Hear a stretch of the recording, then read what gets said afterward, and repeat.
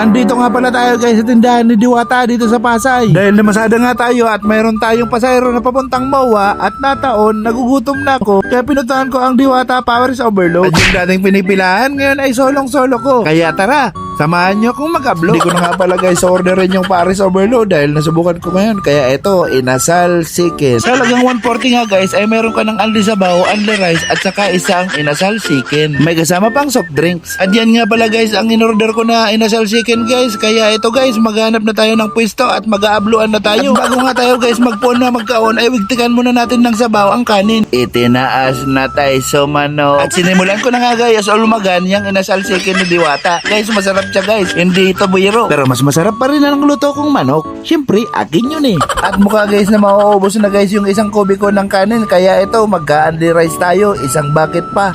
May kwento ko nga pala guys, dati pilang-pilang tao dito, di mahulugan ng karayo. Pero may kasabihan nga tayo guys, hindi araw-araw ay Pasko. Kaya samantalahin natin kung anong mamaroon tayo ngayon. Dahil ako mismo guys, bilang business owner, ay parang sugal ang negosyo. May natatalo, may nananalo. Kaya lagi nating tatandaan, magpakabuti ka sa iyong kapwa dahil gagantihan ka ng Diyos ng mabuti. Dahil kung tayo ay matalo, surulian. At ayan nga guys, tapos na tayong mag-ablo. Binili 1 man, restros na sana sa manok. At i-rate ko na nga guys yung kinain kong chicken inasal ay 9 out of 10 kay Diwata. Naperming 10 out of 10 sukan ako. Kaya guys, kung mapunta nga kayo dito sa SM Mall of Asia, ay pumunta rin kayo dito para i-rate nyo ang luto ni Diwata dahil masarap naman talaga. At yan lang guys ang video for today. Salamat sa panonood. See you!